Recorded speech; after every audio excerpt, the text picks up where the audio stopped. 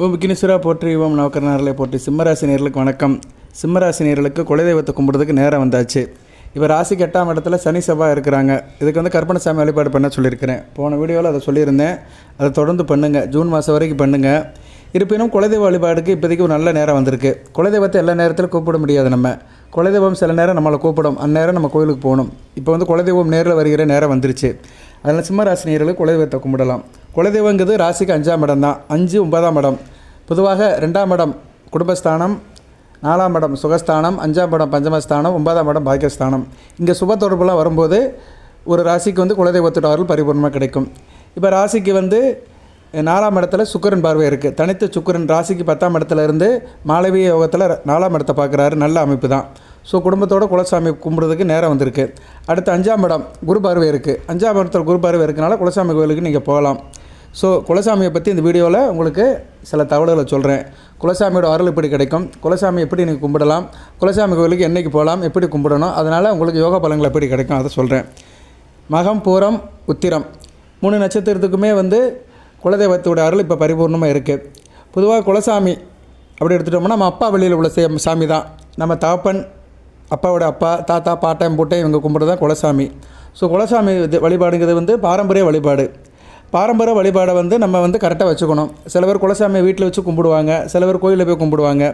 குலசாமி சில பேருக்கு கோயிலாக இருக்கும், சில பேருக்கு வந்து ஒரு பீடமாக இருக்கும், சில பேருக்கு வந்து ஒரு காட்டுக்குள்ளே தனியாக இருக்கும். சில அமைப்புக்கு பொறுத்தளவுக்கு குலசாமியுடைய கோயில் இருக்கிற இடங்கள் மாறுபடும். இப்போ நீங்கள் வந்து சில லக்கணத்தில் பிறந்திருக்கிறீங்க, அதாவது வந்து மேச லக்கணம், சிம்ம லக்கணம், தனுசு லக்கணத்தில் பிறந்தவங்களுக்கு குலசாமி வந்து மலை மேலே இருப்பார். சரியா, மலை சார்ந்த இடத்துல இருப்பார். ரிஷப லக்கணம், கன்னி லக்கணம், மகர லக்கணத்தில் பிறந்தவங்களுக்கு வந்து வயல்வெளியில் இருப்பார். வயல் சார்ந்த இடம், சரியா, நிலம், வீடு மனை இருக்கிற இடத்துல இருப்பார். மிதுனம், துலாம், கும்ப லக்கணத்தில் பிறந்தவங்களுக்கு, அதாவது லக்கணம் தான் மாதிரி இருக்க வழி, ராசி ஒன்று தான். சிம்ம ராசியில் இந்தந்த லக்கணத்தில் பிறந்தவங்களுக்கு இந்தந்த இடத்துல குலசாமி இருப்பார். மேக்சிமம் இது கவர் ஆகும். இப்போ சிம்மராசியில் வந்து மிதுனம், துலாம், கும்ப லக்கணத்தில் பிறந்தவங்களுக்கு வெட்ட வெளியில் இருப்பார். காற்றுப்பாங்கான இடத்துல, அந்த இடத்துல காற்று அதிகமாக இருக்கும். விருச்சிகம், மீனம், கடகம் இந்த லக்கணத்தில் பிறந்தவங்களுக்கு சிம்மராசியில் கடல் சார்ந்த இடத்துல இருப்பார். சரியா, அந்த கடல் இருக்கும், இல்லைன்னா அந்த கோயிலுக்கு நேரம் தப்பாக குளம் இருக்கும்.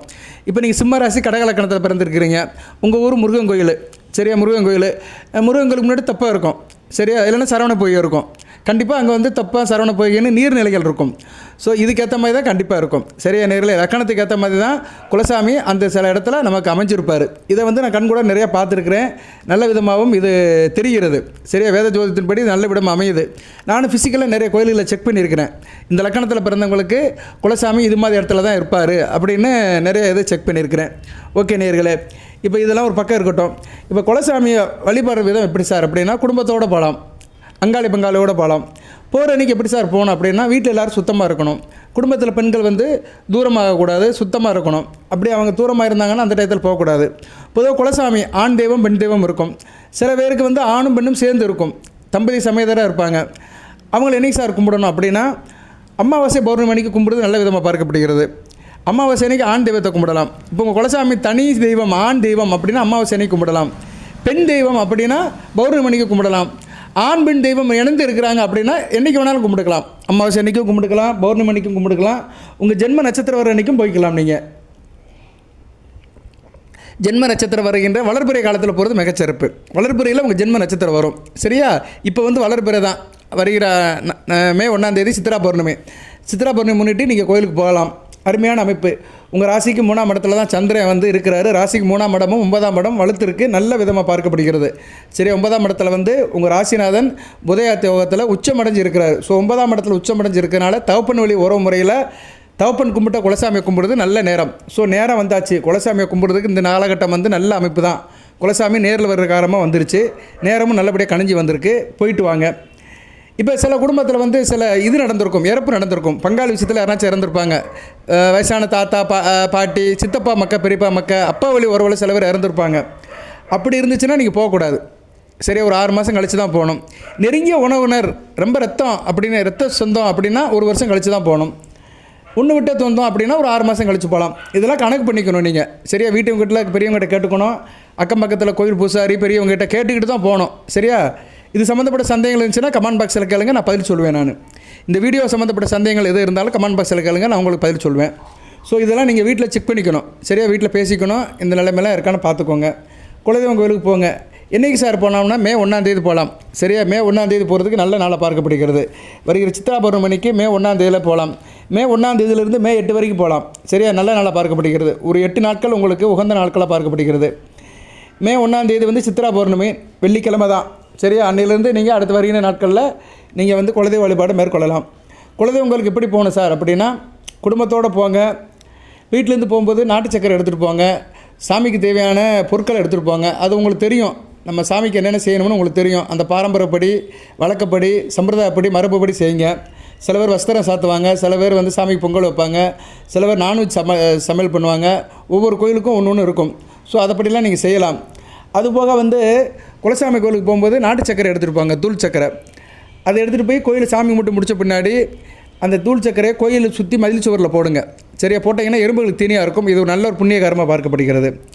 அதுபோக வந்து விரலி மஞ்சள் ஒன்று எடுத்துகிட்டு போங்க. விரலி மஞ்சள் ரொம்ப முக்கியம். முனை மலங்காத விரலி மஞ்சள் அதை எடுத்துகிட்டு போய் கோயில் குலசாமி கோயிலில் பாதத்தில் வச்சு எடுத்துகிட்டு வாங்க. உங்கள் குலசாமி இருப்பார்ல, அவர் பாதத்தில் பூசாரிகிட்ட சொன்னீங்கன்னா வச்சு எடுத்து கொடுப்பாரு. சார் கூட்டமாக இருக்குது சார், பாதத்தில் வச்சு எடுக்க முடியல அப்படின்னு நினைக்கிறவங்க, நீங்கள் சாமி கும்பிட்டு முடித்து கொடிமரத்து கீழே வச்சு எடுத்துக்கலாம். நீங்களே வச்சு எடுத்துக்கலாம்.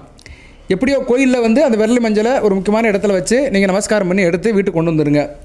வீட்டுக்கு கொண்டு வந்து என்ன பண்ணணும்னா, வீட்டில் வந்து உங்கள் பூஜை அறையில் கண்ணாடி பவுல் இருக்குது பார்த்தீங்களா, கண்ணாடி பவுல் இல்லைன்னா பீங்கான் கிண்ணத்தில் பச்சை அரிசி மஞ்சளை மிக்ஸ் பண்ணி போடணும். அச்சதை போடுற மாதிரி பச்சை அரிசி, வெறும் பச்சை அரிசி கொஞ்சம் மஞ்சத்தூளை போட்டு நல்லா மிக்ஸ் பண்ணி அந்த கண்ணாடி பவுலில் ஒரு அரை பவுல் போட்டுருங்க. அந்த விரலி மஞ்சள் அதில் நட்டி வச்சுருங்க. அந்த குலசாமி பாதத்திலேருந்து எடுத்துகிட்டு வந்த விரலி மஞ்சள் அதில் நட்டி வச்சுட்டு அதை குலசாமியாக கும்பிடுங்க. மிக சிறப்பாக இருக்கும். அதுபோக சில பேர் பிடிமண் எடுத்துகிட்டு வருவாங்க. குலசாமி கோயிலில் பிடிமண் எடுத்துகிட்டு வந்து அதை மஞ்சள் துணியில் கட்டி அதையும் கும்பிடுவாங்க.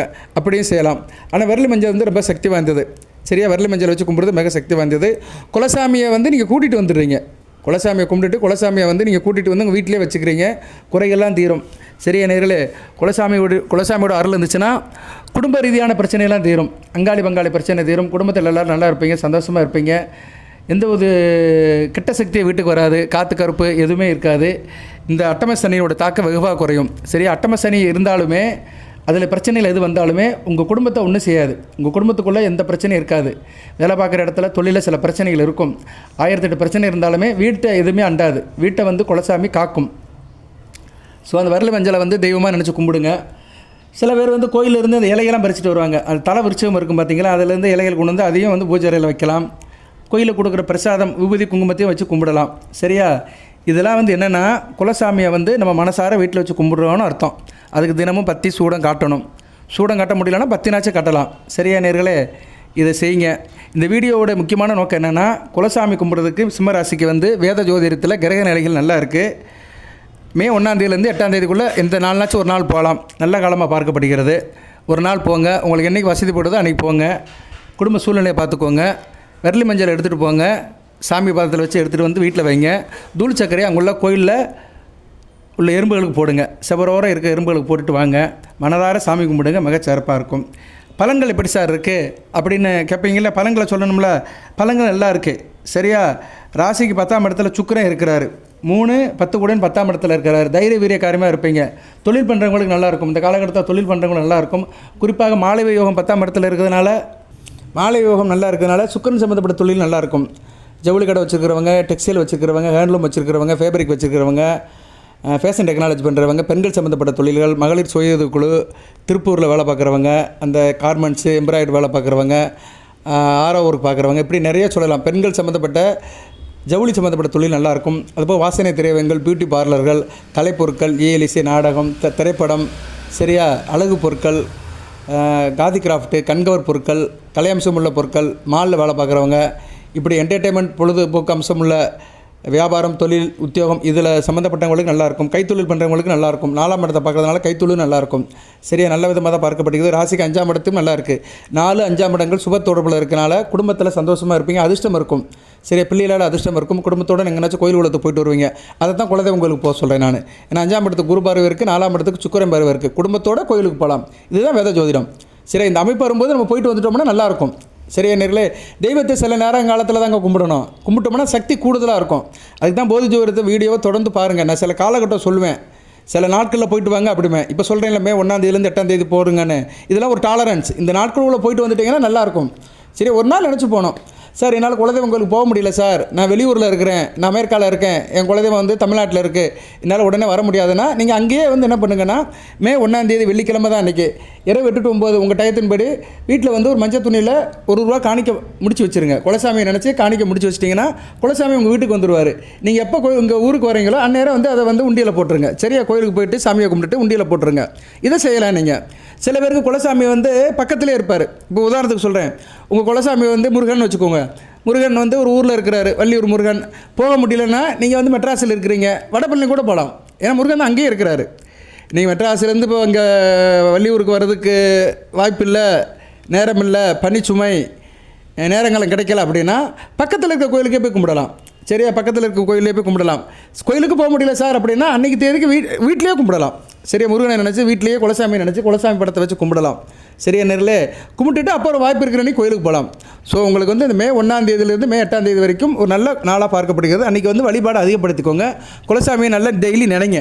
சரியா, குலசாமி டெய்லி நினச்சிங்கன்னா கண்டிப்பாக கூப்பிட்ட குரலுக்கு உங்கள் வீட்டுக்கு ஓடி வரும். சரியா, கூப்பிட்ட குரலுக்கு குலசாமி வருகின்ற நேரம் வந்துருச்சு, அது செய்யுங்க. சில நேரங்காலத்தில் தான் இது அமையும். சரியா, ராசின்னு ஒன்று இருக்குது. நீங்கள் ஒரு லக்கணத்தில் பிறந்திருப்பீங்க, சிம்ம ராசியில் ஒரு லக்கணத்தில் பிறந்திருப்பீங்க. இந்த லக்கண ரீதியாக தசாபுத்தி நடக்கும். சரியா, உங்களுக்கு தசாபுத்தி வந்து செவ்வாய் திசை, ராக திசை, குரு திசை இப்படியே நடக்கும். சனி திசை வயசானவங்களுக்குலாம் நடக்கும். என்ன தசாபுத்தி நடந்தாலுமே உங்களுக்கு வந்து கோச்சாரங்கிறது ரொம்ப முக்கியம். ராசி உங்கள் மனம், உடல், நீங்கள் வெளிவட்டார பழக்க வழக்கம், நீங்கள் பார்க்குறது, சந்திக்கிறது, செயல்பாடில் இருக்கிறது, எக்ஸிக்யூஷன், மேனேஜ்மெண்ட் எல்லாத்துக்குமே வந்து ராசி தான் ஒர்க் அவுட் ஆகும். நீங்கள் ஒரு இடத்துல வேலை பார்க்குறீங்க, அங்கே ஒரு நிர்வாகம் இருக்குது, அங்கே ஒரு பாஸ் இருக்கிறாரு, உங்களுக்கு கீழே வேலை பார்க்குறாங்க, ஒரு டீம் இருக்குது, அதெல்லாம் ராசி தான் ஒர்க் அவுட் ஆகும். சரியா, ஸோ அதுக்காக தான் அப்பப்போ ராசிக்கு சம்மந்தப்பட்ட சில காரியங்கள் நம்ம செய்யணும். இதெல்லாம் கொஞ்சம் சிரமமின்றி நம்ம செஞ்சுட்டோம்னா நல்லபடியாக இருக்கும். இதெல்லாம் சொல்கிறது தான் ஒரு ஜோதிடரோட கடமை. அதை தான் அந்த ஆள் பஞ்சாங்கம் பார்க்கணும். இப்போ ஜோதிடர் நிறைய பேர் பஞ்சாங்கம் பார்க்குறாங்கன்னு தெரியல எனக்கு. சரியா, போதி ஜோதிடத்தில் தொடர்ந்து பார்க்குறவங்களுக்கு தெரியும். நான் புள்ளி வாரமாக சொல்லுவேன், புள்ளி வாரமாக 4 நட்சத்திரம் பஞ்சாங்கத்தை படி சொல்லுவேன். ஓகே, என்னோட அருமை பெருமைகளை நான் சொல்ல வேண்டிய அவசியம் இல்லை. ஒரிஜினாலிட்டிஸ் நேர் ஃபெயில்டு, தனித்தன்மை தோற்று போகாது. ஒரு நல்ல பொருளுக்கு விளம்பரம் தேவையில்லை. அந்த நோக்கத்தில் தான் நான் இருப்பேன். பட்டு போதி ஜோதிடத்தில் சொல்கிற நாள் அன்றைக்கி நீங்கள் சில காரியங்களை பண்ணிங்கன்னா நல்லா இருப்பீங்க. இது நடைமுறையில் நிறைய பார்த்துருக்குறேன். நான் போதி ஜோதிடத்தில் வந்து யூடியூப்பில் மட்டும் போகிறது கிடையாது, டெய்லி ஜாதகம் பார்க்குறேன். நிறைய ஜாதகம் வருது, ஃபிசிக்கலாக பார்க்குறேன். ஃபிசிக்கலாக நிறைய பேர் நிறைய தகவலை கேட்குறாங்க, அதை வந்து அவங்க நேரடியாக வாழ்க்கையில் சந்திக்கிறாங்க, அதை அப்ரிஷியேட் பண்ணுறாங்க. சரியா, தனிப்பட்ட முறையில் ஜாதகம் நம்ம பார்க்குறதுனால நடைமுறையில் எது சாத்தியப்படுங்கிறது ஈஸியாக என்னால் சொல்ல முடியும்.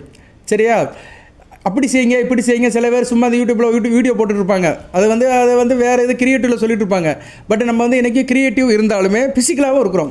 ப்ராக்டிக்கலாக எது சாத்தியப்படும், ஒரு தனி மனித ஜாதகத்தை பார்த்தா தான் தெரியும் அவன் சிம்ம ராசியில் என்ன நட்சத்திரத்தை பார்த்துருக்கேன், என்ன தசை நடக்குது, கிரக நிலைகள் எப்படி இருக்குது, அந்த அமைப்புக்கும் இப்போ கோச்சார நிலைமைக்கும் அவங்களுக்கு மேட்ச் ஆகுதா. சரியா, இதெல்லாம் பார்க்குறது தான் ஒரு ஜோதிடரோட கடமை. அதை பார்த்து அதுக்கு பலன்கள் சொல்லணும். சரியா நேயர்களே, ஸோ போதி ஜோதிடத்தில் என்றைக்குமே வந்து ஃபிசிக்கலாக தான் நான் சொல்லுவேன். நான் ப்ராக்டிக்கல் அண்டு ஃபிசிக்கல். சரியா, ப்ராக்டிக்கல் ஃபிசிக்கலாக கூட சொல்ல முடியாது, ப்ராக்டிக்கலாக எப்படி இருக்குது, நடைமுறையில் எப்படி இருக்குது, அதை தான் நான் வந்து உங்களுக்கு வீடியோவாக போடுவேன். நான் இப்போ வந்து உங்களுக்கு ராசிக்கு 4, 5ஆம் இடங்கள் நல்லா இருக்குது, ஒரு கேந்திர கோணம் நல்ல நிலைமையில் இருக்கிறதுனால அடுத்தடுத்து காரியத்தை செய்யுங்க. கற்பனசாமி வழிபாடும் பண்ணுங்கள். அதுக்கு ஏற்கனவே வீடியோ போட்டேன், கற்பனசாமி வழிபாடும் பண்ணலாம். சரியா, ஜனன ஜாதகத்தில் செவ்வாய் சனி சரியில்லாதவங்க கற்பனசாமி வழிபாடு பண்ணுங்கள். குலதெய்வம் கோயிலுக்கு போகிறவங்க இந்த காலகட்டத்தில் குலதெய்வம் கோயிலுக்கு போய்ட்டு வந்துட்டிங்கன்னா நல்லா இருக்கும். சரியா நேரில், மற்றபடி இந்த வீடியோவில் நிறைய சொல்கிறதுக்கு ஒன்றும் இல்லை. குலதெய்வம் கோயிலுக்கு போகிறதுக்கு நேரங்காலம் கணிஞ்சு வந்துருச்சு. மற்ற கிரக நிலையில் எடுத்துட்டோம்னா ராசிக்கு 7ஆம் இடத்துல ராகு இருக்கிறாரு, குரு பார்வையில் தான் இருக்கிறாரு. கொஞ்சம் இணக்கத்தை பார்த்துக்கோங்க. கணவன் மனை உறவு, கூட்டுத்தொழில், பங்கு சந்தை இணக்கத்தை பார்த்துக்கோங்க. 7 குடைவன் ஏப்ரல் 23ஆம் தேதி வரைக்கும் அஸ்தமனம் இப்போ வெளியே வந்துட்டார். சனி பகவான் வந்து இயல்பு நிலைக்கு திரும்பிட்டார். 23ஆம் தேதியிலேருந்து இயல்பு நிலைக்கு திரும்பிட்டார். ஸோ 8ஆம் இடத்துல அவருடைய ஆதிக்கம் முழுமையாக இருக்கும். அஷ்டமச்சனியோட ஆதிக்கம் அதிகமாக இருக்கிறதுனால கற்பனசாமி வழிபாடு அதிகப்படுத்துங்க. சரியா, குலதெய்வம் கோயிலுக்கு போனாலுமே கற்பனசாமி வழிபாடு, காலபைரவர் வழிபாடு அதிகப்படுத்தணும். சரியா நேர்களே, ஜனன ஜாதகத்தை செக் பண்ணிக்கோங்க. ஜனன ஜாதகத்தில் செவ்வாய் சனி பகவான் சஷ்டாசமாக இருக்கிறாங்க, தங்களுக்குள்ளே மறைஞ்சிருக்கிறவங்களாம் நேரம் கொஞ்சம் கவனமாக இருக்கணும். சரியா, எப்போயுமே ஜனன ஜாதகத்தில் கிரக நிலைகளை பார்த்து வச்சுக்கணும், மைண்டில் வச்சுக்கணும். இது எல்லாருக்கும் சாத்தியப்படாது. சில பேருக்கு ஜாதகமே இருக்காது, சில பேருக்கு ஜாதகம் இருக்கும், அதில் உள்ள கிரக நிலைகளை பார்க்க தெரியாது. இன்னும் இதெல்லாம் அறியாமை.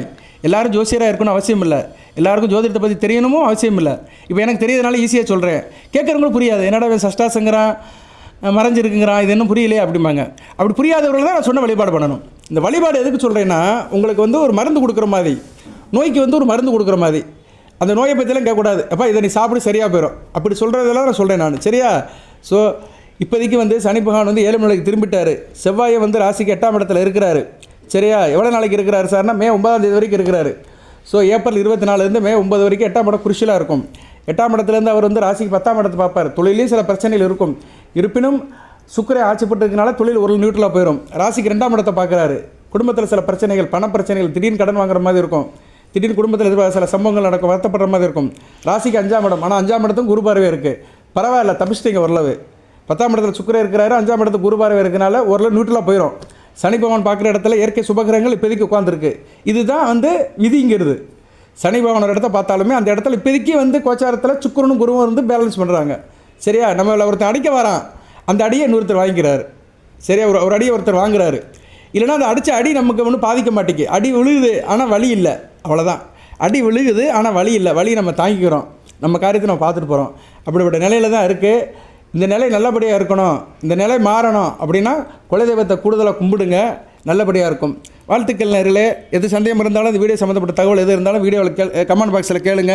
ஃபோன் பண்ணிலாம் கேட்காதீங்க, கமெண்ட் பாக்ஸில் கேளுங்க. சரியா? கண்டிப்பாக உங்களுக்கு நான் ரிப்ளை பண்ணுவேன். வாழ்த்துக்கள். எல்லாம் வல்ல இறைவன் சிம்மராசி நேயர்களுக்கு சில சௌபாக்கியம், சில ஐஸ்வர்யம், சில நன்மையும் கொடுப்பார். அனைத்து வளங்கள் நலன்களை பெற்று தேகாரிக்கத்துடன் தீர்க்காயலுடன் நீடியோடு வாழ்க, நிறைந்த வளம் பெறுக. நன்றி நேயர்களே.